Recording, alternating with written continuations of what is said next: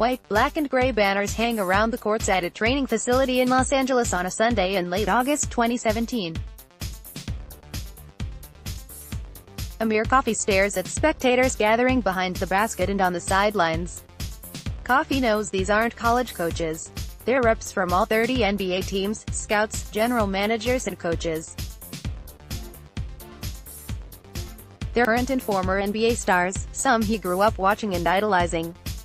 Coffey takes a deep breath. He realizes what he's here for, to show that he has the tools to play in the NBA. Fast forward 2 years, and we see Coffey beginning to fully showcase the high-end talent that put him in that LA gym. After missing 15 games because of a shoulder injury last season, he's healthy and leading Minnesota as one of the top scorers and playmakers in the Big Ten. The 6'8" junior guard is the most important player for the Gophers, 16-5, 6-4 Big Ten, as they go into their most important stretch of the season, starting Sunday against No. 17 Purdue, 15-6, 8-2, in West Lafayette, Indiana.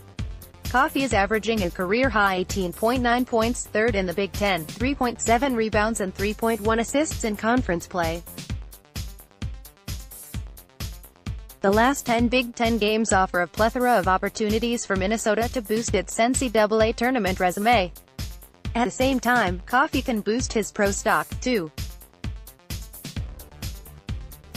If he wants to be an NBA player, now it comes down to his skill level, where he can dribble, pass, shoot and make decisions, Coach Richard Pitino said. I believe he'll play in the NBA at some point. I love his mentality right now. He's competing. He has that look of a guy who wants to take the next step as a basketball player. Testing waters and stretches this season, Coffey carried the Gophers' offense, 32 points versus Nebraska and 29 points versus Rutgers, similar to Purdue's Carson Edwards and Wisconsin's Ethan Happ. Both of those players declared for the draft last spring but returned to school and have played even better. Whether or not his son is projected to get drafted this year, Richard Coffey wants Amir to test the process after the season, because that was the plan before his season-ending shoulder surgery his sophomore year. I really wanted Amir to go through that process last year, so he could gain that experience and that knowledge, Richard Coffey said. I think that helps kids when they come back to play another year. Amir didn't get a chance to do that because he was hurt. This year we definitely plan on doing that for nothing else but the experience. Developing Coffey doesn't see his role being a high-volume shooter, but he's more aggressive now in trying to score at the beginning of games. As the point guard, he can call his number early. I just try to get going earlier in the first half, Coffey said. We run a couple plays where I come off of ball screens and I can create for myself or teammates. After I see one shot go down, it's helpful, and I just keep attacking. There's been a big difference in how the Gophers use Coffey now that he has more ball-handling responsibilities. His usage percentage, plays used by a player on the floor, has jumped considerably, from 17.5 in league games as a freshman, 6th on the team, to 28.6 as a junior, highest on the team. That's more than former Gophers point guard Nate Mason's 27.8 usage percentage when he was named to the All-Big Ten first team during the U's NCAA tournament season in 2017. The next step for Coffey is to improve his outside shooting. He is shooting 33% for his career from three-point range, but he's at 29.9 this season.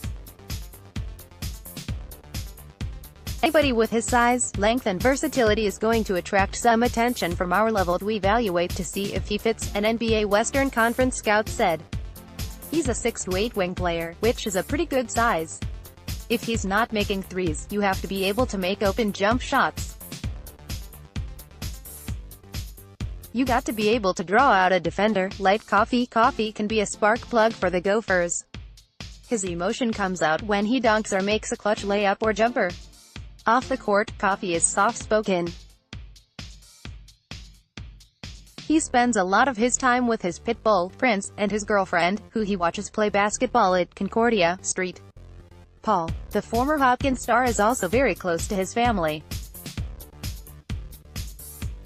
His mom and sister Nia plays in the WNBA and overseas, talk to him often, and his father gives him advice. He's always keeping me in high spirits when I play good or bad, Amir Coffey said. Just telling me what I can work on after a game or how I can improve. He watches everything. It's never negative. Coffey's father remembers talking to his dejected son last month when he totaled only 31 points on 9 for 35 shooting in 3 games, which included road losses at Illinois and Michigan. After encouragement, Coffey responded with 41 points and 11 assists combined in wins over Iowa and Illinois. Amir's one of those kids who honestly doesn't care who scores the points, Richard Coffey said. But he realizes now from an offensive perspective, he's more valuable to the team scoring, and they need him to score to win. On Sunday and the rest of the season, NBA eyes will be on Coffey more than they were 2 summers ago at the Nike Skills Academy in Los Angeles. He was wide-eyed then on that stage, but not anymore. I'm not worried about if they're talking about me or not, Coffey said. That shouldn't be something I'm worried about. If they do, they do. If they don't, I'm going to just keep playing.